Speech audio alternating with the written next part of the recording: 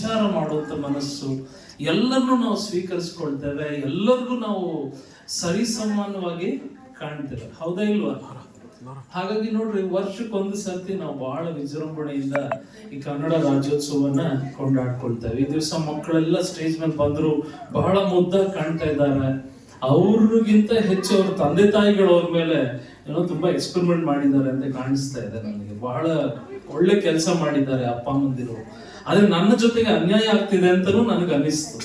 ಯಾಕಂದ್ರೆ ಅಲ್ಲಿ ಕುಳಿತುಕೊಂಡು ಈ ಮುದ್ದಾದ ಮಕ್ಕಳುಗಳಿಗೆ ಮಾರ್ಕ್ಸ್ ಕೊಡೋದು ಅದು ನನಗೆ ಸರಿ ಅನ್ನಿಸ್ಲಿಲ್ಲ. ಬಟ್ ಆದ್ರೂ ಮಾರ್ಕ್ಸ್ ಕೊಡುವಂತ ಕಡ್ಡಾಯ ಕೊಟ್ಟಿದ್ದೀನಿ. ದಯವಿಟ್ಟು ಯಾರು ನನ್ನ ಬೈಕೋಬೇಡಿ, ಸರಿನ್ರಾ? ಮಕ್ಕಳೆಲ್ಲರೂ ಗಾದೆ ಮಾತಿದೆ, ಮಕ್ಕಳು ದೇವರಿಗೆ ಸಮಾನ ಅಂತ ಹೇಳಿ. ಹೌದಲ್ವಾ? ದೇವ್ರನ್ನ ನಾವು ಜಡ್ಜ್ ಮಾಡಕ್ ಆಗುದಿಲ್ಲ ಅಲ್ವರ? ಹಾಗಾಗಿ ಎಲ್ಲರೂ ವಿನ್ನರ್ಸ್ ಕಿಡ್ಸ್ ಅಲ್ಲಿ ವಿದ್ಯಾಭ್ಯಾಸ ಮಾಡುವಂತ ಎಲ್ಲ ಮಕ್ಕಳು ವಿನ್ನರ್ಸ್, ಅವರೆಲ್ಲರೂ ಫಸ್ಟ್ ರ್ಯಾಂಕ್. ದೇವರು ಯಾರನ್ನು, ಯಾವ ಮಕ್ಕಳು ಇಲ್ಲಿ ಫೇಲಿಯರ್ ಆಗಿ ಸೃಷ್ಟಿ ಮಾಡಿದ್ದಾರೆ. ಹೌದಾ? ನಮ್ಮ ದೇವರು ಏನಾದ್ರು ನಮ್ಮನ್ನ ಫೇಲಿಯರ್ ಆಗಿ ಸೃಷ್ಟಿ ಮಾಡ್ಬಿಟ್ರೆ ಆ ಹೊಣೆಗಾರಿಕೆ ಯಾರ ಮೇಲೆ ಹೋಗ್ತದೆ? ದೇವರೇ ಫೇಲ್ ಆದ ಅಂತ ಹೇಳಿ ಲೆಕ್ಕಾಚಾರ. ಹೌದಲ್ವಾ? ಹಾಗಾಗಿ ಎಲ್ಲ ಮಕ್ಕಳು ಜಯಶಾಲಿಗಳೇ, ಎಲ್ಲ ಮಕ್ಕಳು ಎತ್ತಿದ ಕೈಗಳೇ. ನೋಡ್ರಿ, ಉದಾಹರಣೆಗೆ ನಾನು ನಿಮ್ಗೆ ಒಂದು ಕಾರ್ ಗಿಫ್ಟ್ ಮಾಡ್ತೀನಿ ಅಂತ ಇಟ್ಕೊಳ್ರಿ, ಸರಿನಾ? ಇಲ್ಲಿರೋರ್ಗು ಒಬ್ಬರಿಗೂ ನಾನೊಂದು ಕಾರ್ ಗಿಫ್ಟ್ ಮಾಡ್ತೇನೆ. ಆ ಕಾರ್ ಇಟ್ಕೊಂಡು ಏನ್ ಮಾಡ್ತೀರಾ ನೀವು?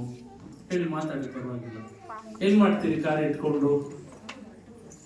ಹೇಳಿ ಪರವಾಗಿಲ್ಲ, ಹೇಳಿ, ತಪ್ಪಿದ್ರು ತೊಂದರೆ ಇಲ್ಲ. ರೌಂಡ್ ಹೋಗಿ ಬರ್ತಾರೆ, ಕಾರ್ನ ಚೆನ್ನಾಗಿ ವಾಶ್ ಮಾಡಿ ಇಟ್ಕೊತೀರಾ, ಸರ್ವಿಸ್ ಮಾಡಿ ಇಟ್ಕೊತೀರಾ, ಶುಚಿಯಾಗಿ ಇಟ್ಕೊತೀರಾ. 5 ವರ್ಷ ಅಲ್ಲ, 10 ವರ್ಷ ಅಲ್ಲ, 20 ವರ್ಷ ಓಡಿಸ್ತೀರ. ಹೌದಾ ಇಲ್ವಾ? ಇದು ನನಗೆ ಗಿಫ್ಟ್ ಬಂದಿದೆ ಅಂತ ಹೇಳಿ ಎಲ್ಲರಿಗೂ ನಾವು ಹೇಳ್ಕೊಂಡು ಬರ್ತೇವೆ. ಅಕ್ಕಪಕ್ಕದಲ್ಲಿರೋರೆಲ್ಲ ಹೊಟ್ಟೆ ಉರಿಸ್ತಾರೆ, ನಮ್ಗೆ ಗಿಫ್ಟ್ ಕಾರ್ ಬಂದಿದೆ ಅಂತ ಹೇಳಿ. ಹೌದಾ ಇಲ್ವಾ? ಅದಕ್ಕೆ ಇನ್ನೊಂದು ಫೇಸ್ ನೋಡೋಣ. ಆ ಕಾರ್ ನನ್ಗೆ ಗಿಫ್ಟ್ ಬಂದಿದೆ ಅನ್ನೋ ಕಾರಣಕ್ಕೆ ನಾನು ಅದನ್ನ ಚೆನ್ನಾಗಿ ಕವರ್ ಮಾಡಿ ಗರಾಜ್ನಲ್ಲಿ ಹಾಕಿ ಮುಚ್ಚಿಟ್ ಬಿಡ್ತೇನೆ. ಅದ್ರ ಮೇಲೆ ಧೂಳು ಕುತ್ಕೊಳ್ಳೋಕೆ ಬಿಡೋದಿಲ್ಲ, ಅದ್ರ ಮೇಲೆ ನೊಣ ಕುತ್ಕೊಳ್ಳೋಕೆ ಬಿಡೋದಿಲ್ಲ. ಅದನ್ನ ಕ್ಲೀನ್ ಆಗಿ ಒರೆಸಿ ಇಟ್ಕೊಳ್ತೇನೆ. 6 ತಿಂಗಳು, 2 ವರ್ಷ, 5 ವರ್ಷ, 10 ವರ್ಷ, 20 ವರ್ಷ ಕಾರ್ನ ಕ್ಲೀನ್ ಆಗಿ ಇಟ್ಕೊಳ್ತೇನೆ.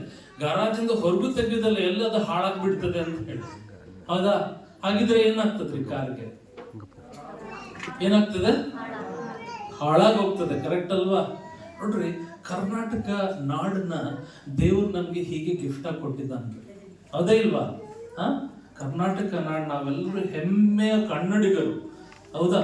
ಕರ್ನಾಟಕ ನಾಡನ್ನ, ಈ ಒಂದು ಬೆಂಗಳೂರನ್ನ ನಮ್ಗೆ ಗಿಫ್ಟ್ ಆಗಿ ಕೊಟ್ಟಿದ್ದಾರೆ. ಅನೇಕ ಬಾರಿ ನಾ ಯೋಚನೆ ಮಾಡ್ತಿದ್ದೆ, ನಾನ್ಯಾಕೆ ಕರ್ನಾಟಕದಲ್ಲಿ ಹುಟ್ಟಬೇಕಿತ್ತು? ನಾನ್ಯಾಕೆ ಬೆಂಗಳೂರಲ್ಲಿ ಹುಟ್ಟಬೇಕಿತ್ತು? ಎಲ್ಲೋ ಅಮೆರಿಕದಲ್ಲಿ ಹುಟ್ಟಿದ್ರೆ ನಾನು ಬೆಳ್ಳಿಗೆ ಹ್ಯಾಂಡ್ಸಮ್ ಆಗಿ ಎತ್ತರ ಗಾತ್ರ ಚೆನ್ನಾಗಿ ಸುಂದರವಾಗಿರ್ತಿದ್ನಲ್ಲ, ಕರ್ನಾಟಕದಲ್ಲಿ ನಾನು ಯಾಕೆ ಹುಟ್ಟಬೇಕಿತ್ತು ಅಂತ ಹೇಳಿ. ನೋಡ್ರಿ, ನಿಮ್ಮನ್ನ ದೇವರು ಒಂದು ಉದ್ದೇಶದಿಂದ ಕರ್ನಾಟಕದಲ್ಲಿ ಹುಟ್ಟಿಸಿದ್ದಾನೆ. ಅಥವಾ ಹೊರಗಿಂದ ನೀವು ಬಂದಿದ್ದಾರ, ಬೇರೆ ಸ್ಟೇಟ್ಗಳಿಂದ ಬಂದಿದ್ದೀರ ಅಂದ್ರೆ ಅದಕ್ಕೊಂದು ಕಾರಣ ಇದೆ ರೀ. ಯಾಕ್ರಿ? ಕುವೆಂಪುರವರು, ಬಿ.ವಿ. ಕಾರಂತರು, ಕಿತ್ತೂರು ರಾಣಿ ಚೆನ್ನಮ್ಮ, ನೋಡ್ರಿ ಇಲ್ಲೆಲ್ಲ ಇದ್ದಾರೆ ನೋಡ್ರಿ. ಇವರೆಲ್ಲ ಕರ್ನಾಟಕದಲ್ಲಿ ಯಾಕ್ರಿ ಇರ್ಬೇಕಿತ್ತು? ಯಾಕೆ ಹುಟ್ಟಬೇಕಿತ್ತು ಹೇಳ್ರಿ? ಅವ್ರ ಜೀವನದಲ್ಲಿ ದೇವರು ಒಂದು ಉದ್ದೇಶವನ್ನ ಕೊಟ್ಟು ಕರ್ನಾಟಕಕ್ಕೆ ಕಳಿಸ್ಕೊಟ್ಟಿದ್ದಾನೆ. ಕರ್ನಾಟಕನ ಇನ್ನೂ ಬೆಟರ್ ಮಾಡಿದ್ದಾರೆ ಅವರೆಲ್ಲ, ಅಲ್ವಾ? ಇನ್ನೂ ಬೆಸ್ಟ್ ಮಾಡಿದ್ದಾರೆ ಅವರೆಲ್ಲ. ಅವ್ರದೇ ಒಂದು ದೊಡ್ಡ ಕೊಡುಗೆ. ಅವರೆಲ್ಲ ಏನು, ನಮ್ಗಿಂತ ಬುದ್ಧಿವಂತರ, ನಮ್ಗಿಂತ ಶಕ್ತಿವಂತರ.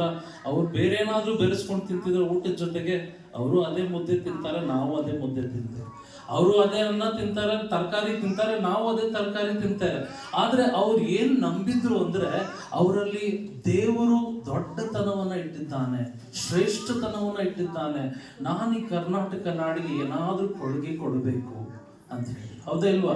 ನಾವೆಲ್ಲರೂ ಪ್ರತಿಯೊಬ್ಬರು ಹಾಗೆ ಯೋಚನೆ ಮಾಡಿದ್ರೆ ನಮ್ಮ ನಾಡು ಎಷ್ಟು ಉತ್ತಮವಾಗಬಹುದು. ಯೋಚನೆ ಮಾಡಿ ನೋಡ್ರಿ. ಹೌದಾ?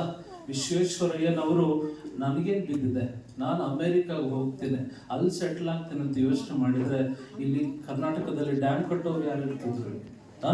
ಆರ್ಯಭಟ್ಟರವರು, ನಾನು ಇಷ್ಟೊಂದು ತಲೆ ಕೆಡಿಸ್ಕೊಂಡು ನಾನು ಯಾಕೆ ಝೀರೋನ ಕಂಡುಹಿಡಬೇಕು, ಶೂನ್ಯನ ಕಂಡುಹಿಡಬೇಕು, ನಾನು ಇಲ್ಲಿ ಬೇರೆ ಕಡೆ ಹೋಗ್ತೇನೆ, ಮಿಡ್ಲ್ ಈಸ್ಟ್ಗೆ ಹೋಗ್ತೇನೆ ಅಂತ ಅವ್ರು ಯೋಚನೆ ಮಾಡಿದ್ರೆ ನಮ್ಮ ಕರ್ನಾಟಕ ಹೇಗೆ ಉದ್ಧಾರ ಆಗ್ತಿತ್ತು ರೀ? ಈ ದಿವಸ ನಾವೆಲ್ಲರೂ ಬಂದಿದ್ದೇವೆ, ಮಕ್ಕಳನ್ನ ಚೆನ್ನಾಗಿ ಡ್ರೆಸ್ ಮಾಡಿದ್ದೇವೆ, ಅದರ ಮುಖ್ಯತ್ವವನ್ನು ಅವರು ಟೀಚರ್ಸ್ ಮಕ್ಕಳಿಗೆ ಹೇಳ್ಕೊಡ್ತಾರೆ. ಅದೇ ಸಮಯ ನಮ್ಮಲ್ಲಿ ಇರುವಂತ ಶ್ರೇಷ್ಠ ಗುಣವನ್ನು ಸಹ ನಾವು ಹೊರಗೆ ತರುವಂತ ಪ್ರಯತ್ನ ಮಾಡೋಣ. ನಾನು ಈ ದಿವಸ ಕರ್ನಾಟಕ, ಕನ್ನಡ ಇದರ ವಿಷಯವಾಗಿ ಭಾಷೆ ಕೊಡ್ಲಿಕ್ಕೆ ಬಂದಿಲ್ಲ. ನಮ್ಮ ಮಹತ್ವ ಏನು ಕರ್ನಾಟಕ ನಾಡಿಗೆ, ನಮ್ಮ ಕೊಡುಗೆ ಏನು ಕನ್ನಡ ನಾಡಿಗೆ. ನೋಡ್ರಿ, ನಾವಿರುವಂತ ಸ್ಥಳದಲ್ಲಿ ಓಕೆ ನಾ 5 ನಿಮಿಷ ಮುಗಿಸ್ಬಿಡ್ತೇನೆ. ನಾನಿರುವಂತ ಸ್ಥಳದಲ್ಲಿ ನಮ್ಮ ಒಬ್ಬರ ಮನೆ ಇದೆ, ಮನೆ ಪಕ್ಕದಲ್ಲಿ ಒಂದು ಲಿಫ್ಟ್ ಇದೆ, ಸರಿನಾ? ಆ ಮನೆ ಒಳಗೆ ನೋಡಿದ್ರೆ ಅದೊಂದು ಯಾವುದೋ ಪಕ್ಷಿಧಾಮ ತರ ಇದೆ. ಪಕ್ಷಿಧಾಮ ಅಥವಾ ಹೂವಿನ ಧಾಮ ತರ ಏನೋ ಬಹಳ ಸುಂದರವಾಗಿ ಆ ಮನೆನ ಅಲಂಕರಿಸಿದ್ದಾರೆ. ಮನೆ ಒಳಗೆ ಹೋದ್ರೇನೆ ಏನೋ ಬೇರೆ ಲೋಕಕ್ಕೆ ಹೋಗಿ ಬಂದ್ಬಿಟ್ಟಿದ್ದೇವೇನೋ ಅಂತ ಹೇಳಿ ಅರ್ಥ ಅನಿಸ್ತದೆ. ಮನೆಯಿಂದ ಹೊರಗಡೆ ಬಂದು ನೋಡಿದ್ರೆ ಆ ಲಿಫ್ಟ್ ಮುಂದೆ ಎಲ್ಲ ಚಪ್ಪಲಿಗಳು, ಶೂಸ್ಗಳು ಎಲ್ಲ ದೊಂಬಿ ತುಂಬಿಸಿಟ್ಟಿರ್ತಾರೆ. ಇನ್ನು ನಮ್ಮ ಸಮಸ್ಯೆ ಏನು ಗೊತ್ತಾ? ನಾನು, ನನ್ನ ಮನೆ, ನನ್ನ ಹೆಂಡತಿ, ನನ್ನ ಕಾರು, ನನ್ನ ನಾಯಿ, ಇಷ್ಟೇ ನನಗೆ ಮುಖ್ಯ. ಬೀದಿ ಹೆಂಗಾದ್ರೂ ಹೋಗ್ಲಿ, ಬೇರೆಯವ್ರ ಅಕ್ಕಪಕ್ಕದಲ್ಲಿರೋರೆಲ್ಲ ಹೆಂಗಾದ್ರೂ ಹೋಗ್ಲಿ, ನನಗೇನು ಬಿದ್ದಿಲ್ಲ ಅಂತ ಹೇಳಿ. ಹಾಗಾಗಿ ನೋಡ್ರಿ, ಈ ದಿವಸ ನಾವು ಮಾತ್ರ ಅಲ್ಲ, ನಮ್ಮ ಪೀಳಿಗೆಗಳು ಕಷ್ಟಪಡ್ತೇವೆ. ನೋಡ್ರಿ, ಬೈಬಲಲ್ಲಿ ಹೇಳ್ತದೆ, ನಿನ್ನ ನೆರೆ ಹೊರೆಯವರನ್ನ ನಿನ್ನಂತೆಯೇ ಪ್ರೀತಿಸು ಅಂತ ಹೇಳಿ. ಬೈಬಲಲ್ಲಿ ವಾಕ್ಯ ಇದೆ, ನಿನ್ನ ನೆರೆ ಹೊರೆಯವನನ್ನ ನಿನ್ನಂತೆ ಪ್ರೀತಿಸು. ನನ್ನಂತೆ ಇನ್ನೊಬ್ಬನನ್ನ ಪ್ರೀತಿಸೋದು ಅಂದ್ರೆ ಅಷ್ಟು ತ್ಯಾಗಮಯಿಯಾಗಿ ಪ್ರೀತಿ ಮಾಡು ಅಂತ ಹೇಳಿ. ನನ್ನ ನೆರೆ ಹೊರೆಯವ್ರನ್ನೇ ಹಾಗೆ ಪ್ರೀತಿ ಮಾಡ್ಬೇಕಂದ್ರೆ ನನ್ನ ಹೆಂಡತಿ, ನನ್ನ ಗಂಡ, ನನ್ನ ಮಕ್ಕಳು ಇನ್ನೆಷ್ಟು ಮಟ್ಟಿಗೆ ನಾವು ಪ್ರೀತಿ ಮಾಡಬೇಕು. ಮೊನ್ನೆ ನಾನು ಹೀಗೆ ಡ್ರೈವ್ ಮಾಡ್ತಾ ಇದ್ದೆ. ಡ್ರೈವ್ ಮಾಡಬೇಕಾದ್ರೆ ಒಂದು ಸರ್ಕಲ್ ಹತ್ರ ಒಬ್ರು, ನಾನು ಹೀಗೆ ರೈಟ್ ಹೋಗ್ಬೇಕಿತ್ತು, ಅವ್ರು ಎದುರುಗಡೆ ಬರ್ತಿದ್ರು. ಎದುರುಗಡೆ ಬಂದಿದೆ, ಏನಾಗ್ತಿತ್ತು, ನಾನು ಕರೆಕ್ಟ್ಗೆ ಹೋಗ್ತಿದ್ದೆ, ಸರಿನಾ? ನಾನು ಹೋಗಿ ರೈಟ್ ತಗೋಬೇಕಿತ್ತು. ಆದ್ರೆ ಅವ್ರು ಏನ್ ಮಾಡ್ಬಿಟ್ರು ಅಂದ್ರೆ, ನಾನೆಲ್ಲಿ ಮುಂದೆ ಹೋಗ್ಬಿಡ್ತೇನೋ ಅಂತ ಹೇಳಿ ಅವ್ರು ಮುಂದೆ ಬಂದು ನಿಂತುಬಿಟ್ರು. ಅವ್ರು ಬಂದು ನಿಂತಿದ್ದೆ, ಅಲ್ಲಿ ಇಡೀ ಸರ್ಕಲ್ ಅಲ್ಲಿ ಇಡೀ ಟ್ರಾಫಿಕ್ ಒಂದು ಹಾಲ್ಟ್ ಆಗ್ಬಿಡ್ತು. ಯಾವ ಗಾಡಿ 1 ಇಂಚ್ ಮುಂದೆ ಹೋಗ್ಲಿಕ್ಕೆ ಆಸ್ಪದ ಆಗ್ಲಿಲ್ಲ. ಅವ್ರೇನಾದ್ರು ಇರ್ಲಿ ಹೋಗ್ಲಿ, 1 ಸೆಕೆಂಡ್ ತಾನೇ, 2 ಸೆಕೆಂಡ್ ತಾನೇ ವ್ಯತ್ಯಾಸ ಆಗ್ತದೆ ಅಂತ ಯೋಚನೆ ಮಾಡಿದಿದ್ರೆ ನಾವಲ್ಲಿ ಅರ್ಧ ಗಂಟೆ ನಿಂತ್ಕೊಂಡು ಜಗಳ ಕಾಯುವಂತ ಅಗತ್ಯನೇ ಇರ್ತಿರ್ಲಿಲ್ಲ. ಹೌದಾ ಇಲ್ವಾ? ನಮ್ಮ ಮನೆಯವರಾದ್ರೆ ನಾವು ಕ್ಷಮಿಸ್ತೀವಲ್ವಾ? ನಮ್ಮ ಮನೆಯವರಾದ್ರೆ ನಾವು ಸಹಿಸ್ಕೊತೇವಲ್ವಾ? ಕನ್ನಡಿಗರನ್ನ, ಹೊರಗಡೆ ಇರೋರನ್ನ ನಾವು ಸಹಿಸ್ಕೊಳ್ಳೋದನ್ನ ಕಲಿಬೇಕು. ಯಾರನ್ನೂ ನಾನು ಅವಹೇಳನ ಮಾಡ್ತಿಲ್ಲ, ಯಾರನ್ನೂ ನಾನು ಕೆಳಗೆ ಹಾಕಿ ಮಾತಾಡ್ತಿಲ್ಲ.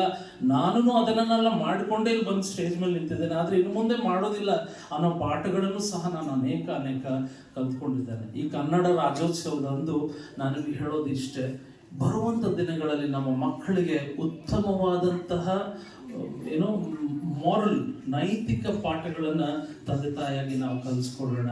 ಅಧ್ಯಾಪಕರು ಅವರು ಭಾಗ ಮಾಡ್ತಾ ಇದ್ದಾರೆ, ತಂದೆ ತಾಯಿಗಳಾಗಿ ನಾವು ನಮ್ಮ ಭಾಗ ಮಾಡೋಣ. ಸ್ವಲ್ಪ ಬಿಟ್ಟುಕೊಡೋಣ, ಸ್ವಲ್ಪ ಹೆಚ್ಚು ಪ್ರೀತಿ ಕೊಡೋಣ. 1 ಮೈಲಿ ಅಂದ್ರೆ ಸ್ವಲ್ಪ 2 ಮೈಲಿ ಹೋಗಿ ನಡ್ಕೊಂಡು ಹೋಗಿ ಸಹಾಯ ಮಾಡೋಣ. ಹಾಗೆ ಮಾಡಿದ್ರೆ ನೋಡ್ರಿ, ಕರ್ನಾಟಕ ನಾಡು, ನಮ್ಮ ದೇಶ ಉದ್ಧಾರವಾಗ್ತದೆ.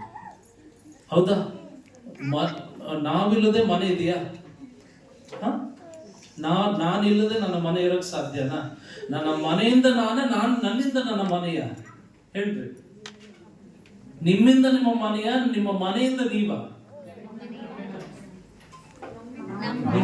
ನಿಮ್ಮಿಂದ ನಿಮ್ಮ ಮನೆ ಅಲ್ವಾ? ಆ ದೊಡ್ಡ ಕಟ್ಟಡ ಇದೆ, ಅದ್ರಲ್ಲಿ ನೀವೇ ವಾಸವಾಗಿಲ್ಲ ಅಂದ್ರೆ ಏನಾಗ್ತದೆ ಹೇಳ್ರಿ? ನೀವೆಲ್ಲ 1 ತಿಂಗಳು ನಿಮ್ಮ ಮನೆಯನ್ನ ಲಾಕ್ ಮಾಡ್ಕೊಂಡು ಊರಿಗೆ ಹೋಗಿ ಬನ್ನಿ, ಮುಂದಿನ ತಿಂಗಳು ಬನ್ನಿ.